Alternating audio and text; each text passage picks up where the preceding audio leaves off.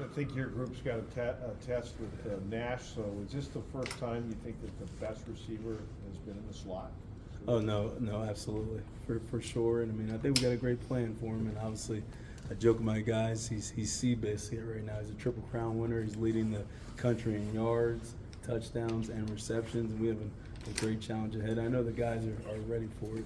And they knew as soon as last week was over with, they already knew what we had this week, so they're fired up for the opportunity to go out there and compete. This might be a dumb question, but just in football terms, why would you? The corners are used to guarding guys like that. Why would a corner not just come in the slot and play somebody like that? Why does that become a thing for the safeties? I mean, really, just because of the structure of our defense. I mean, obviously, if it becomes an issue in the game, which I don't think it will be, obviously he's to the field a lot, and I trust Ty Benefield to do an amazing job on him, but really just the structure of the defense, just keeping guys where they are, just so they can line up and play fast. I mean, we cover guys who are very good. Obviously, this is the most talented one since probably we've seen since Oregon, so I know the guys are up for the challenge. When you look at some of the numbers he's putting up, 16 catches in one game, 17 catches in one game, like how is he able to just put up the production that he's putting up? I mean, really, they do a great job with their scheme. I mean, obviously, Nick Nash is one, but then wide receiver number 11, I mean, he's averaging 20 yards a catch. So, I mean, they're very explosive, and he's a huge target in the red zone as well with 13 touchdowns. So, I mean, they're moving the ball all over the place, and they got two of the top wide receivers in our conference for sure. They're two quarterbacks, Walker Eget and Emmett Brown. You know, what do you see in them? What do they each bring to their offense? The biggest thing, they don't turn the ball over for how many times they throw the ball. I mean, they always make the right decisions, and they're always on the same page with their wide receivers. One's more of a dual threat, one's more of a pocket passer type of player. So, I mean, whoever we face, we know it's going to be an unbelievable challenge for us for sure in the safety room and just in general in the back end. Have they flipped them back and forth in the game, or is it pretty much who plays one game plays the game? In Nevada, they flipped them back and forth. So, I mean, we'll see who we get in pregame warm-up, but they're very similar players. They both operate the offense well, and obviously they got two thoroughbreds on the outside and inside to throw the ball to. So I'm sure they're excited for at least the program, whoever's playing quarterback for them. I know you guys are kind of either don't know or keeping quiet. Obviously, Alexander Tubner's status for now, but what if he's unable to go on Saturday? What kind of loss is that for your group, and who needs to step up there? I mean, really, it's always a next man in mentality. I mean, Tube's got targeting versus Oregon. Had someone else to step in versus Hawaii, someone else stepped in. So I'm hopeful that hopefully he can get the opportunity to play. But I mean, we all know it's next man in. I think the beauty about my room is I have so much depth in the room. There's a lot of guys who played a lot of football here. So no matter what, whoever goes down, you feel good with that next guy going in. What is the biggest thing you would potentially miss from him, though, if he's unable to go? Oh, just the leadership. That's the biggest thing. But I mean, obviously, if he's not able to go, he's still going to be a leader, just in a different role. But that'd probably be the biggest thing, just to get the guys going. He's really a coach on the field. But I mean, we have guys like a guy like Ty Benefield, who's a young player who has that in him. I just got to get it out of him every single day. We saw Ty play a little closer to the ball last year for the most part, and he played, started free safety.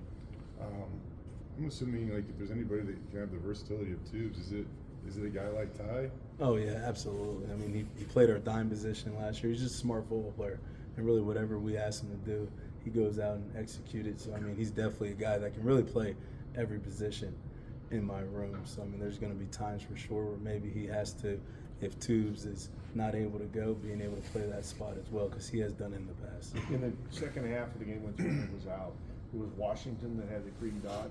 Yes. How difficult is it for somebody to have that if they're not used to having it? I mean, really, we practice it every single day, so there's backup dots for sure, and all those guys have dots throughout practice, so we felt comfortable going in. And really, I joke with Zion, like Zion has a smooth kind of personality. He's not a guy who's going to panic or crack. He just knew exactly what he was supposed to do. Obviously, the heat of the moment on the blue, the crowd's rocking. I mean, that's a little bit more added pressure, but he does a great job throughout the week with it.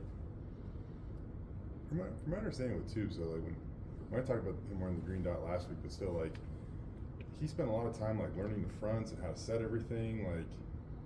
Like, is there any way to make up the time that he put into that responsibility in 6 days, I guess, or whatever? Oh, I mean, obviously teaching those guys at those spots exactly what the front structure is going to be, because that is a little bit unique for a guy like that. I mean, he knows what the D-line is doing, the linebackers are doing, and every single body in the back end. So at least the guys have been in meetings to try to do a good job understanding, but we will never know until the heat of the moment when the game comes if they're actually prepared.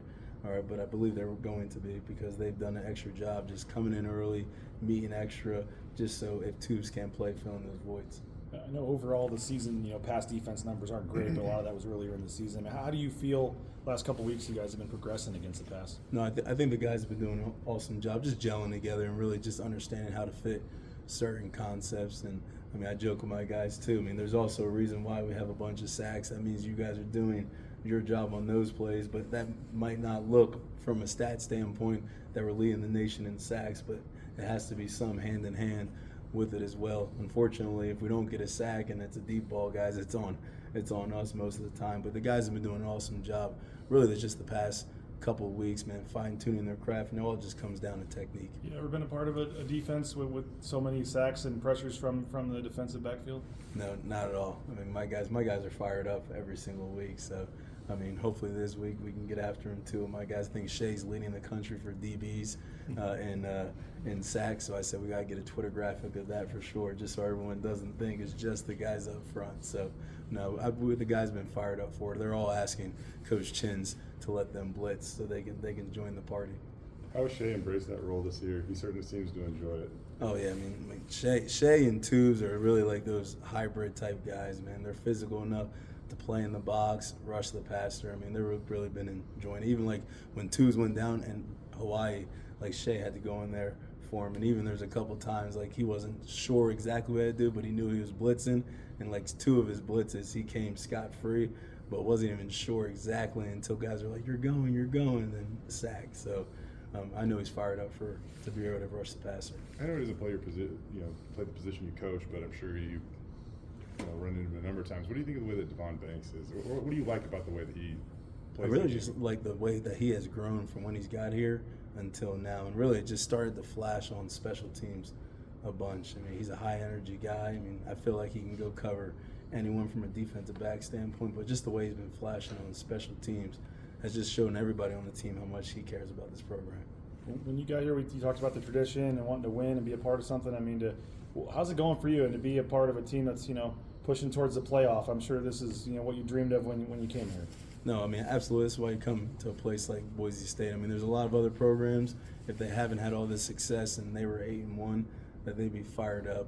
But my favorite part about this place, 8-1 here is still maybe not even good enough. For beating Nevada isn't good enough because it wasn't the margin that everyone wanted to be. But that's what you want.